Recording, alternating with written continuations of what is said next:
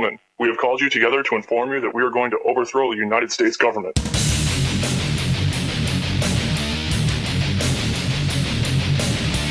you still think that jet fuel brought down the World Trade Center? Does anybody else see a problem here?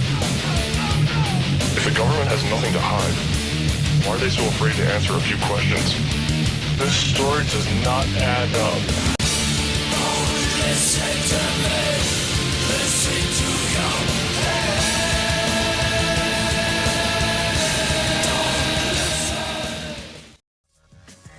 Now, this Las Vegas massacre has a lot of people opening their eyes, questioning the official narrative. Nobody's buying it.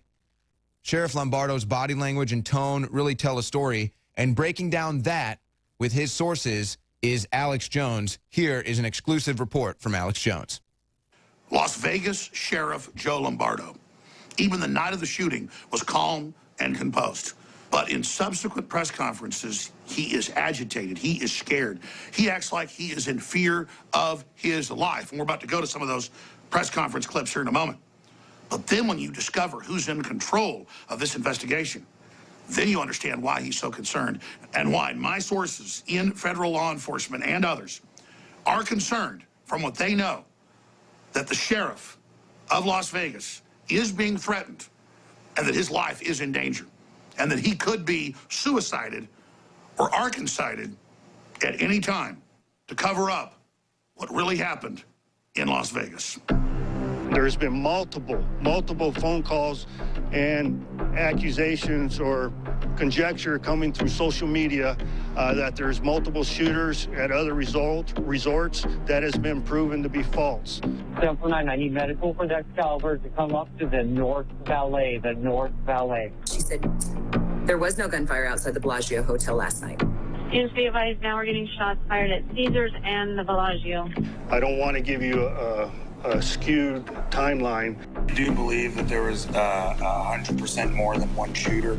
It sounded like a gang battle. It sounded like overlapping fire. We got reports of a guy with a gun here. 705 Victor, what's your location?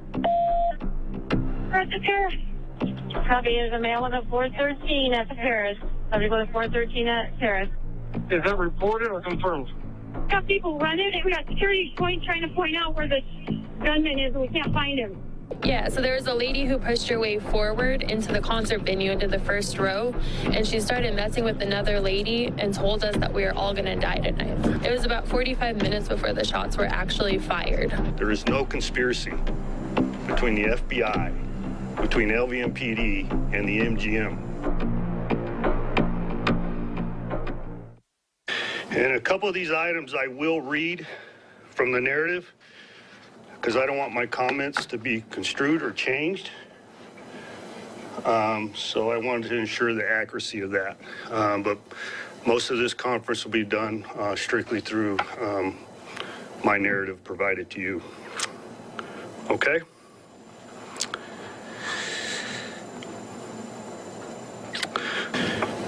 The dates of the 25th versus the 28th. This was not breaking news, no matter who believed it to be so in this form. We were aware of the discrepancy of the 28th versus the 25th in the early parts of this investigation.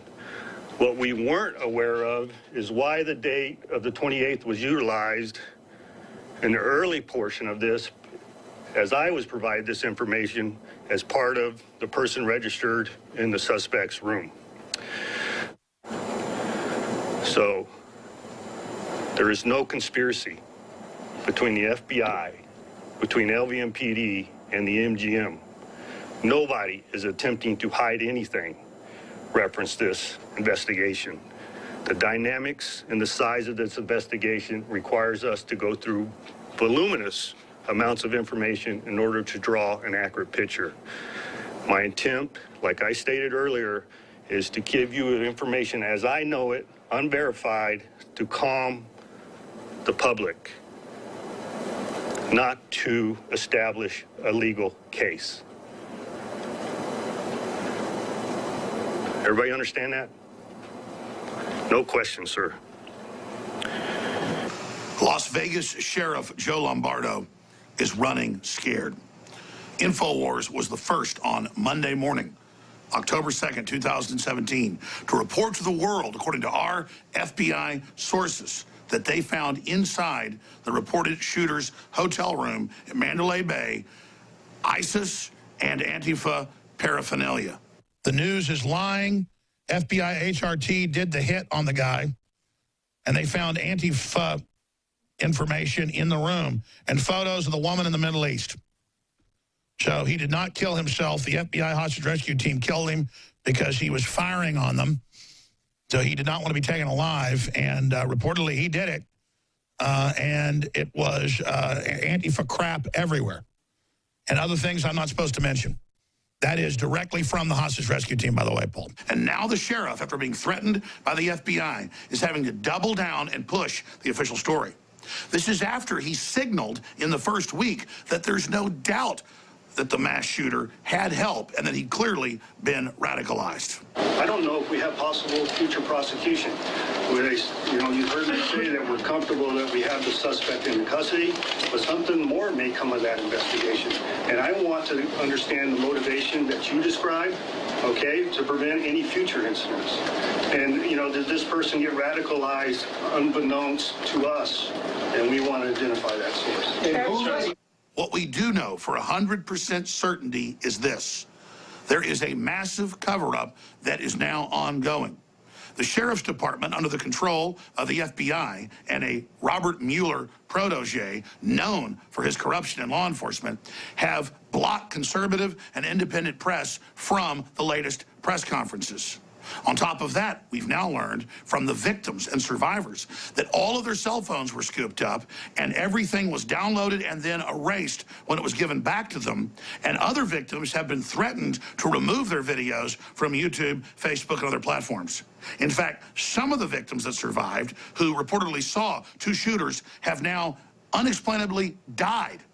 Then we have Jesus Campos, the armed security guard at Mandalay, who a full 6 minutes before Paddock supposedly opens fire out of the window on the crowd is shooting hundreds of shots down the hallway at him. He was going to be interviewed by Sean Hannity on Friday, but now he's disappeared and no one knows where he is. Ladies and gentlemen, this cover-up is massive. ISIS took responsibility, and even AP admitted that when ISIS takes responsibility, almost always they are involved. And the media demonized me for even pointing out they'd taken responsibility, and that our sources said they found evidence that Mr. Paddock and his girlfriend had traveled to the Middle East. Days later, it was confirmed that he and his girlfriend had traveled many times to the Middle East. InfoWars broke that information, yet again showing our sources are real and accurate inside the FBI. Let me back up just a minute. In the early throes of this tragedy, I had advised each and every one of you that items of information were going to change.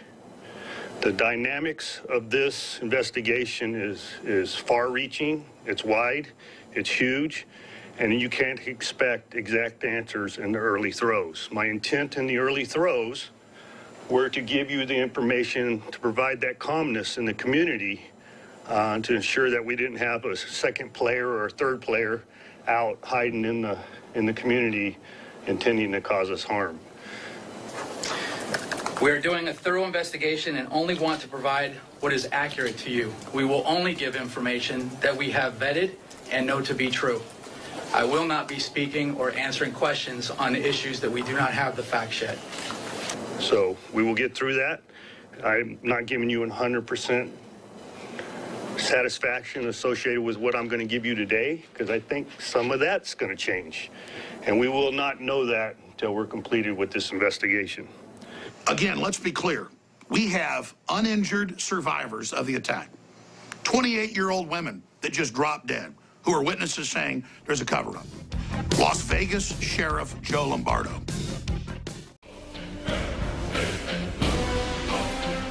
We've got all the firearms experts out there, special forces, you name it, saying clearly it's not a bump stock, it's a belt-fed light machine gun.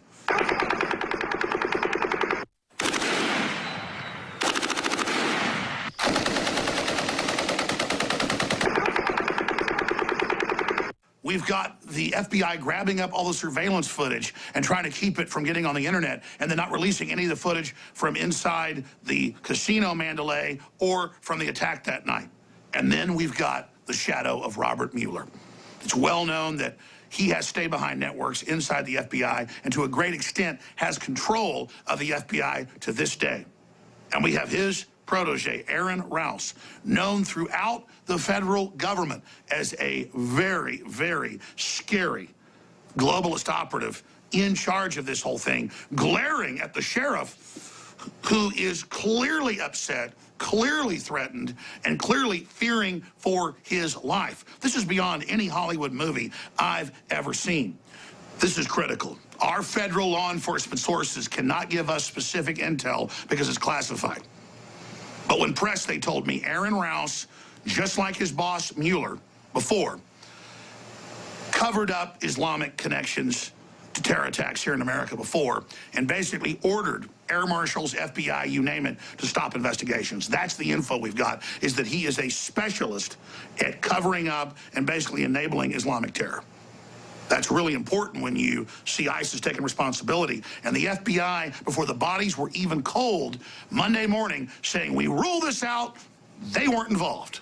As this event unfolds, we have determined to this point no connection with an international terrorist group.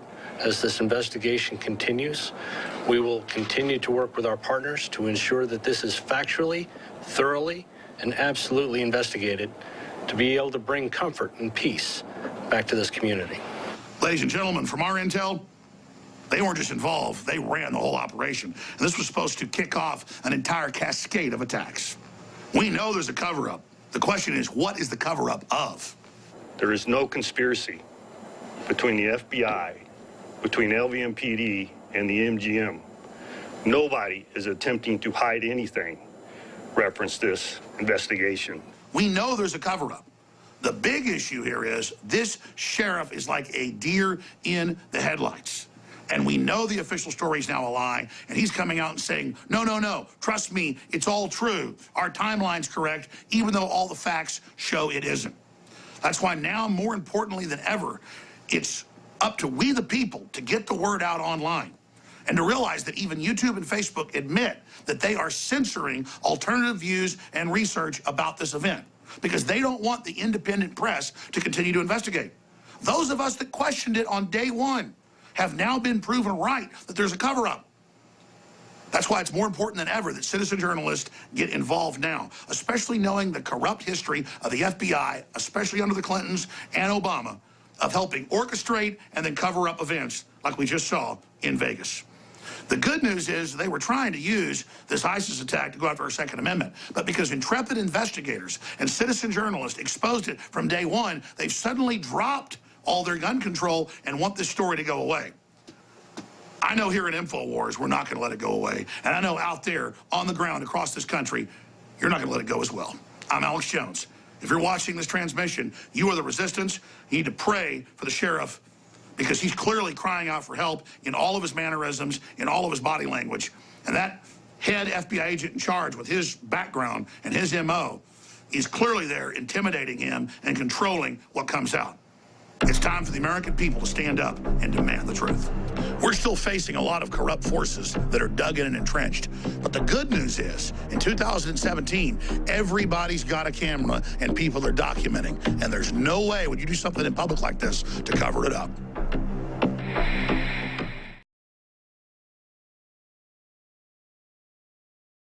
Gentlemen, we have called you together to inform you that we are going to overthrow the United States government.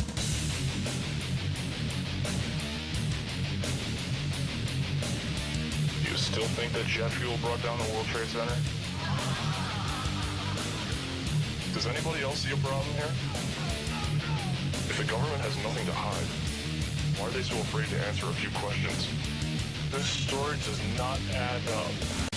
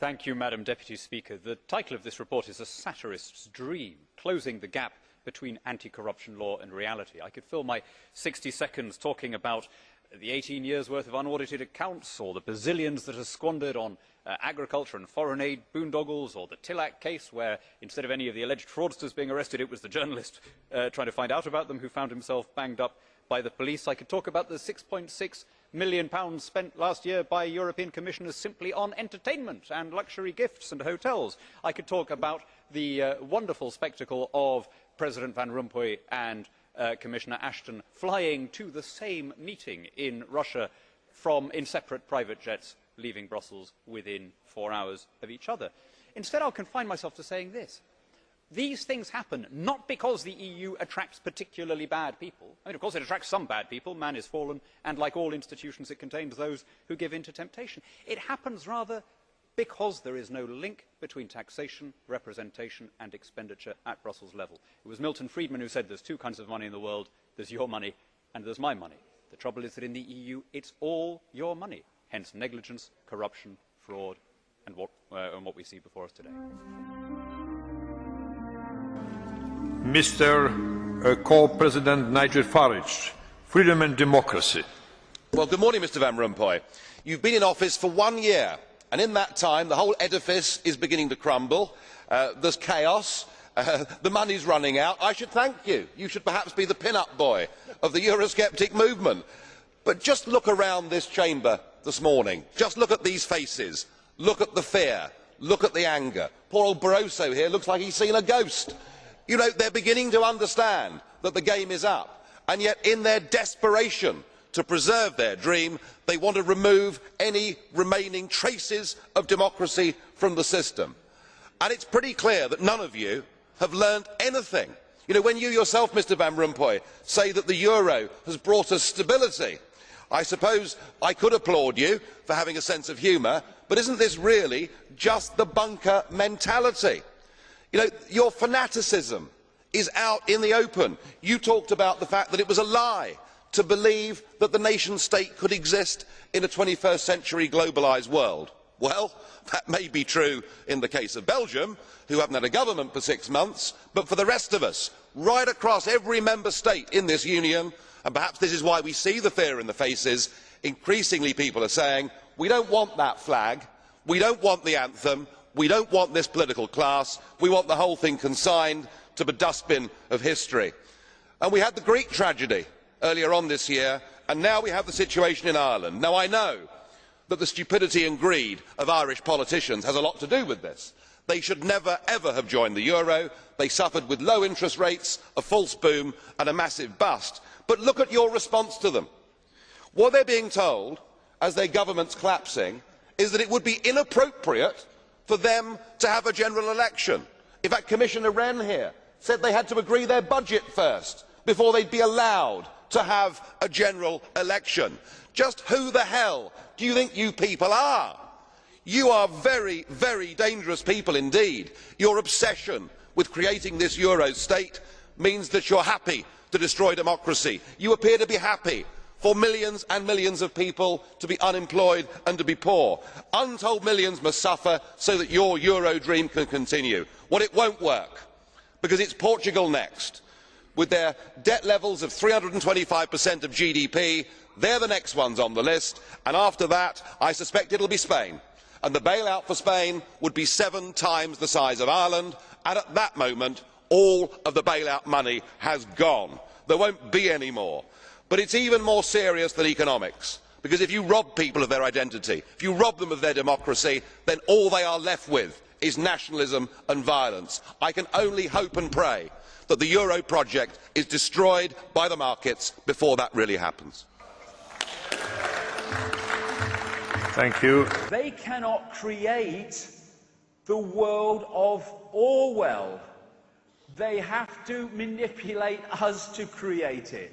And what they're doing all the time, and a lot of this stuff in the movies, which are feeding you what they want to happen. Look at all the movies over the last, decade or so, more and more now all the time, that are portraying this very police state and this very Orwellian fascist Agenda 21 world that I've been talking about. They're doing that for a reason. It's to implant that in the subconscious so it becomes reality through humans' creative imagination. They have to get us to do it. Number one, the fascist global state is not coming because we're not fricking having it anymore.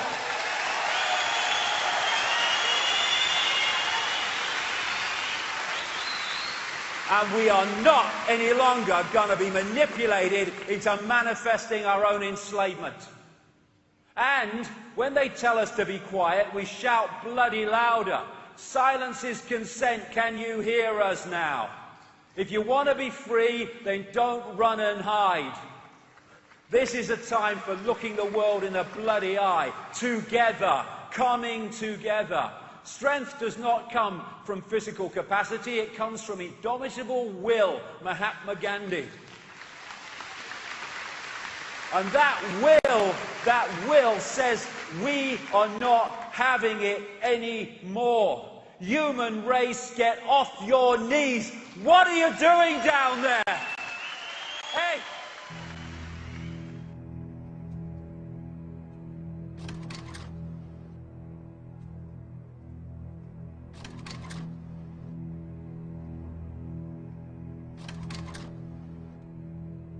The whole enterprise is crazy, and it's an absolute scam which is going to cost you a great deal.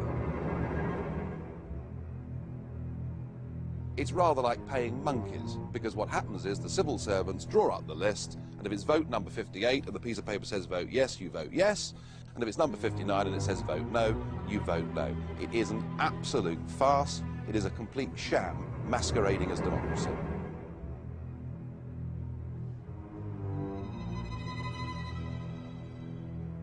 What you're about to hear will both surprise and outrage you. It's the true story of Europe.